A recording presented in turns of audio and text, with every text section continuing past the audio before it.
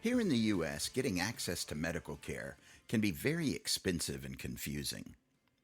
In this episode, we hope to help you navigate and understand access to our health system. Then, hear a positive view on the cancer research going on.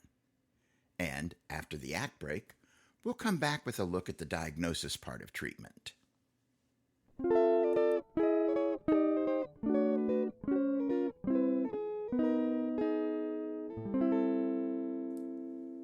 Hi, I'm Tim Rose, and this is the Tim Tunes podcast. This is part 3 of the podcast version of my musical, The Waiting Room. If you haven't listened to parts 1 and 2, I highly suggest that you do so before listening to this episode. Otherwise, you may be confused as to what's going on. In this episode, we'll listen to 3 scenes and their accompanying songs. The first scene is a discussion on how medical services are provided in the U.S.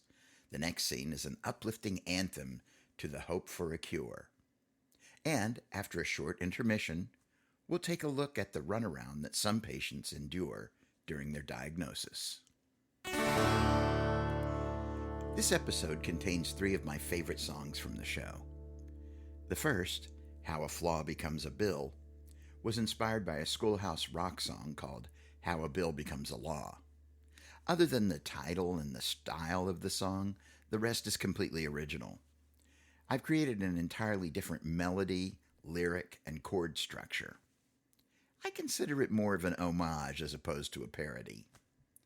The actors act out the scene as it is described by the singers in the song. Various props and costume pieces magically appear and disappear as necessary. I'm not choreographing or anything, but I think the round and around part is just begging for movement. The second song, Someday Soon, ends the first act. I wanted an anthem for the show, something that would fit in the show and would also work outside of the show as an anthem to promote support for cancer research. Also, I wanted to end the act with something uplifting and energetic. I hope this fits the bill. The last song opens Act 2. I needed something upbeat to get the audience back into the show, so I decided to put the song Second Opinion here. I poke fun at doctors here, and frankly, I've had my reservations about this number. But based on the feedback I've gotten from people who have heard the song, or at least have heard the concept of the song, they've given it their blessing. You see, that's the other thing. This is the first complete recording of this song ever.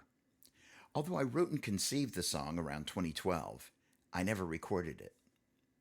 Originally, I conceived the song as an a cappella piece, a kind of barbershop quartet number. I have many failed attempts to record this that always fell flat on their face. Recently, I decided to add a small combo to support the singers and use a cappella in a limited fashion in the beginning of the song and at the bridge. There are multiple tempo changes throughout and even a kick line. See if you can spot it. This song has been my great white whale. I hope you enjoy it.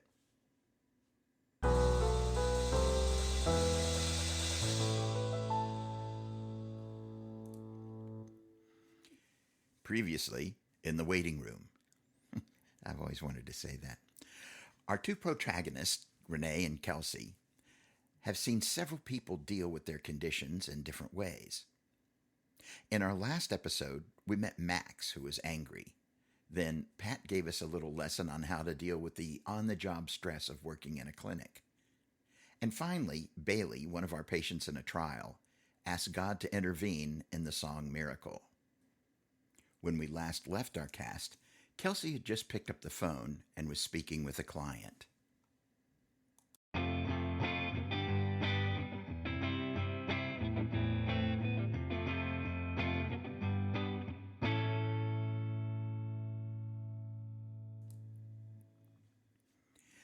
Act 1, Scene 7. Kelsey, on phone talking to a patient, mystified and confused. Okay, let me see if I got this straight.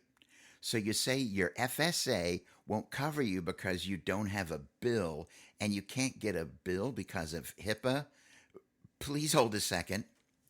looks to an amused Renee with a deer in the headlights look of panic. Renee picks up phone or takes phone from Kelsey. Hello? Yes, You need to go to your insurance provider's website, log in, and download your EOB. What? Oh, that's the explanation of benefits. Once you've downloaded the EOB, you simply upload it into your FSA claims on the FSA provider website. Got it? Okay, bye-bye. She hangs up. Kelsey, thank you so much. Renee, for what? They'll be calling back before too long. Kelsey, why do you say that? Renee, I got the distinct impression they don't even have a computer. Kelsey, wow, I had no idea there was so much detailed paperwork involved. Renee, you don't know the half of it. Eddie over here had a terrible time getting his insurance company to pay for treatment. Calls out to one of the patients in the waiting room. Hey, Eddie, why don't you tell Kelsey about your insurance company experience? Eddie, I'll do better than that. Eddie co-opts the other patients to join in and sing and act out how a flaw becomes a bill.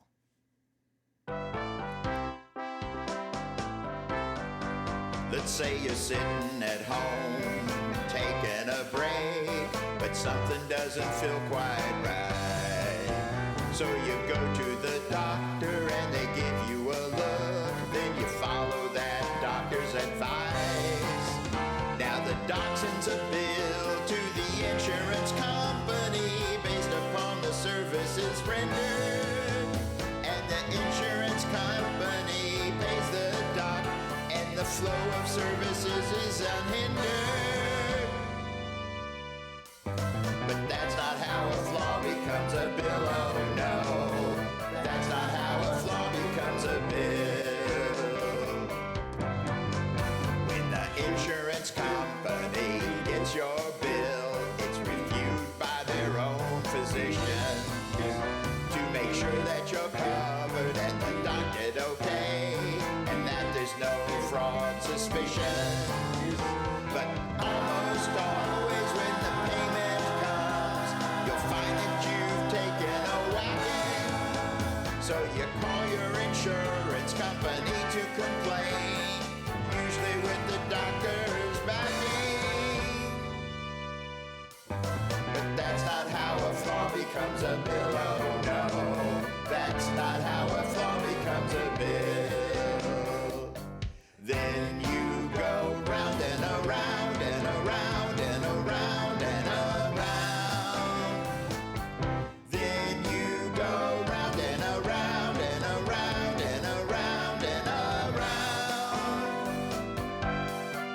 until both finally understand and come to agree. Or maybe you just give up and pay that awful fee. And that's how a flaw becomes a bill, oh yeah. That's how a flaw becomes a bill. Then you go round and around and around and around and around. Then you go round and around and around and around and around. For all of my complaining, I just want to say, I still maintain there has to be a better way. And that's how a flaw becomes a bill, oh yeah. That's how a flaw becomes a bill.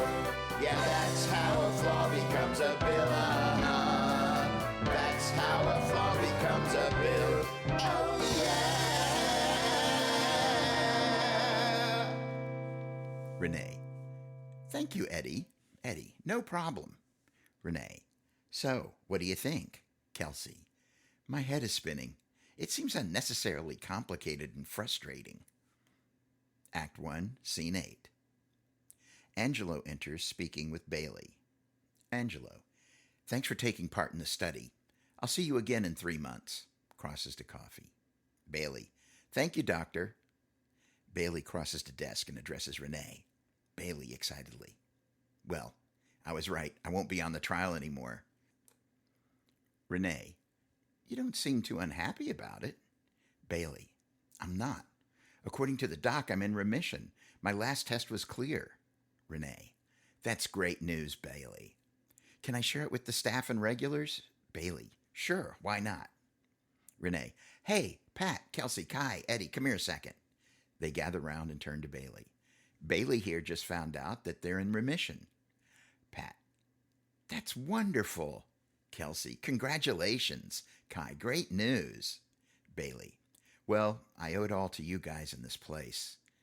I don't know what I would have done if I hadn't found you. Thank you. Hey, and Eddie, thanks for your help navigating my insurance company. Eddie, my pleasure, Bailey. Bailey, and thank you, Kai, for supporting the program. I know they would not have been able to do the program without the fundraising you do. Kai, it's an honor to be able to help.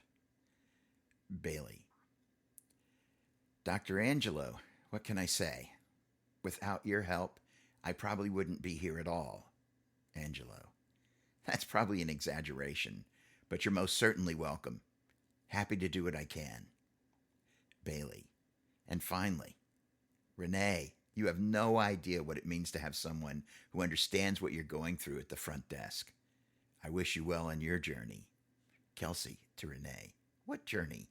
I thought you said you weren't going. Renee, quickly shushing Chelsea. Shh, to Bailey. I'll go ahead and set you up for another appointment in 3 months. Bailey. Thanks, everyone. Take care. Bailey exits. Dr. Angelo crosses to Renee. Angelo. Well, Renee, and how is my favorite patient doing today? Kelsey can't help but overhear this. Renee.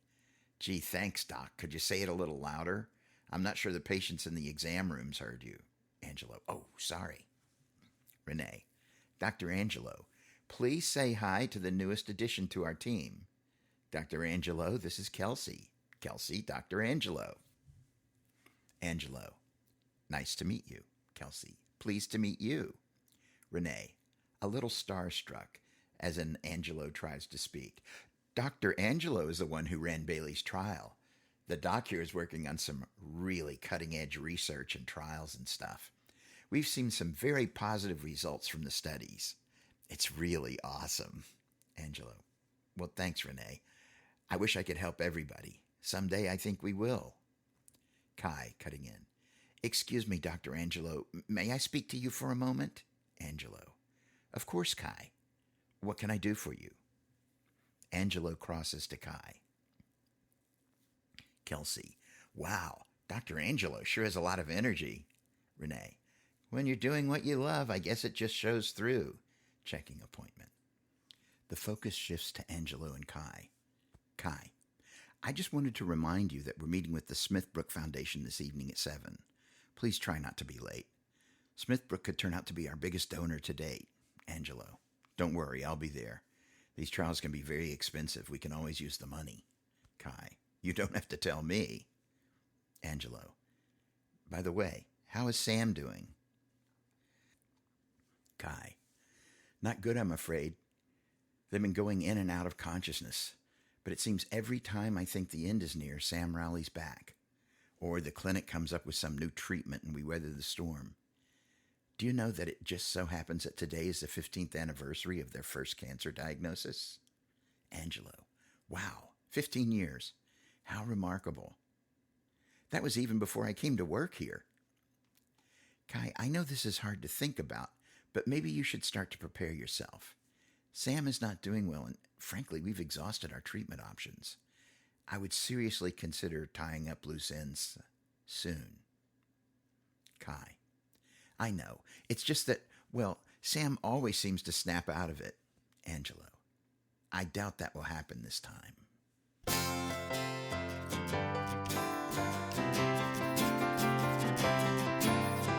I dream of a day not so far away, when the battle is done and the race is won.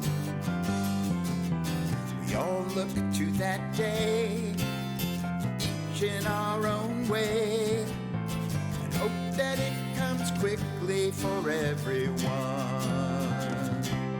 Someday soon, someday soon.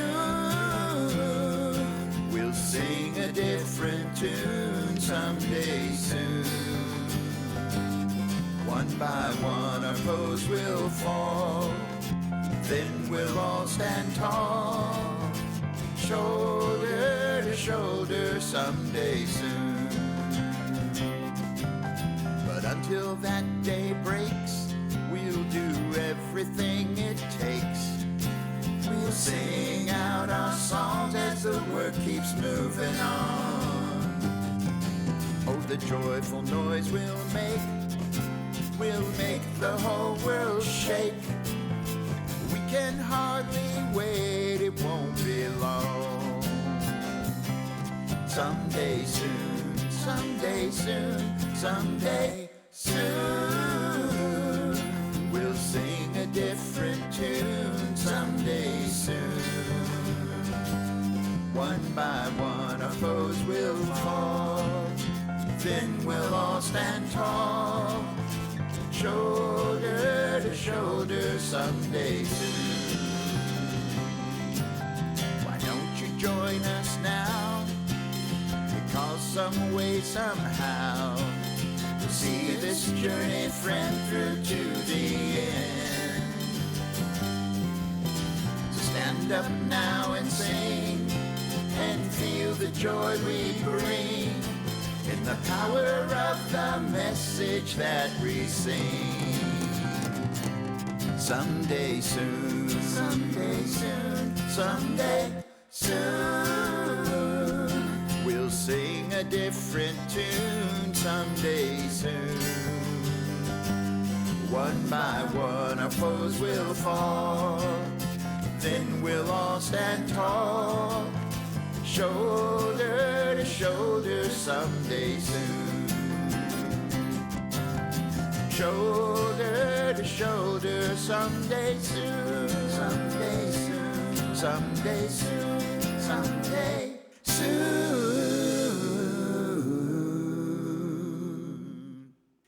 Blackout, end of Act 1.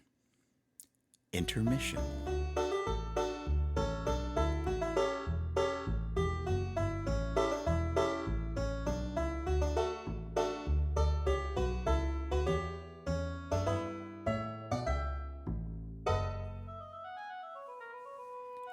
Before we head back to our show, I just wanted to mention that now may be a good time to consider making a donation to Voices of Hope Boston at www.vohboston.org. And now, on with the show.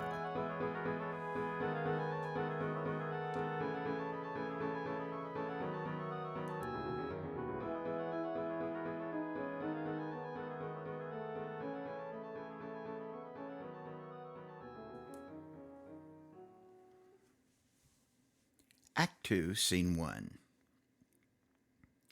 Patients who will act as primary, bolus, cutter, and dyer are waiting in line at the desk, listening to the conversation at the top of the act. Primary is agitated and is in conversation with Renee and Kelsey. Primary: I just don't understand why it has to be so difficult. Can't they just get together and figure out what's going on with me? Kelsey: I'm sorry, I don't understand. Renee: Ah, my little Padawan, you think you've mastered this job? Kelsey: I don't know about that. Renee: There's a lot more to it than Dabda. Kelsey: How do you mean? Cutter: For instance, there's the runaround from doctor to doctor. Kelsey: I guess two heads are better than one. Bolus: And then trying to make sense of what's really going on? Kelsey: What do you mean? Dyer: Let's just say that sometimes communication between doctors could be a little better. 4 patients scurry about, don lab coats, collect props, and then assemble around Kelsey to perform second opinion. As your primary care physician, I have taken many tests to diagnose your condition and decide what is the best treatment to relieve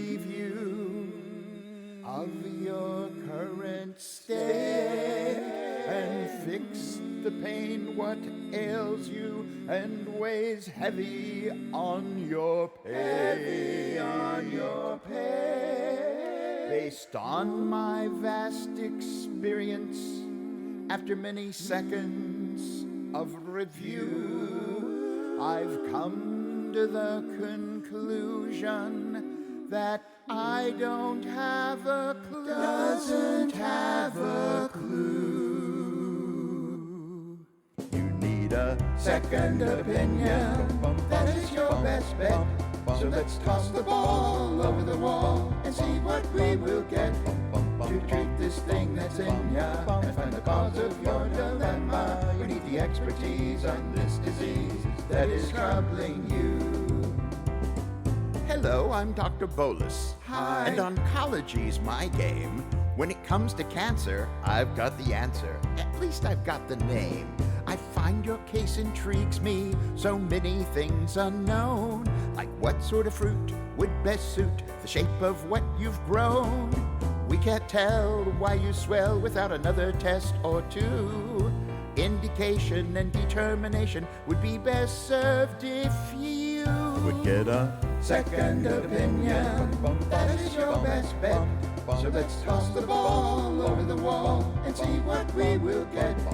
To treat this thing that's in ya and find the cause of your dilemma, you need the expertise on this disease that is troubling you. My name is Dr. Cutter. Hi. And I'm sure you should agree Aye. that your best hope, 'cause you're no dope, was coming to see me. Surgery is indicated, so I'll try to be concise. Before I incise you to peek inside you with my little knife, we'll send your parts off to the lab where they'll be analyzed. Then I'll cut out, because no doubt you've come to realize. You need a second opinion. That is your best bet. So let's toss the ball over the wall and see what we will get. To treat this thing that's in ya and find the cause of your dilemma, we need the expertise on this disease that is troubling you. They call me Dr. Dyer, Yo. and pathology's my game. I don't know you, nor do I want to, if it's all the same. Your samples have been processed, and now we know your issues. We can see to the nth degree the trouble with your tissues. There's no shame if your stain turns up something new. But just in case, if I were you, I'd get another point of view. Maybe we should all get together and discuss your case. That just might be the thing we need to eliminate mistakes. 1 miss in 20 ain't so bad, and odds are that it's true. Even if we're wrong, it won't be long until your bill comes due. And so a second opinion, that is your best bet. So let's toss the ball over the wall and see what we will get. To treat this thing that's in ya and find the cause of your dilemma, we need the expertise on this disease that is troubling you. We need the expertise on this disease that is troubling you.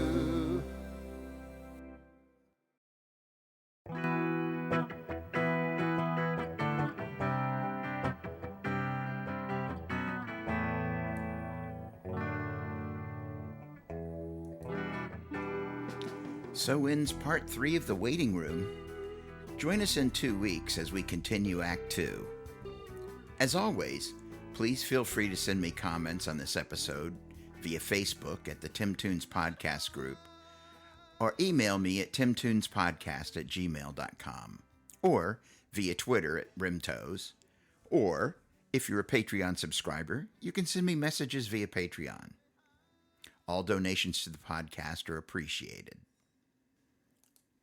You can also help out the podcast by writing a review on whatever podcast tool you use, or by liking us on Facebook or iTunes. That'll go a long way towards increasing my reach. Also, you can support the show just by listening to some of my songs on your favorite music streaming service. Whatever you do to support the show, I appreciate you. We'll be back in a few weeks with part 4. Until then, auf Wiedersehen.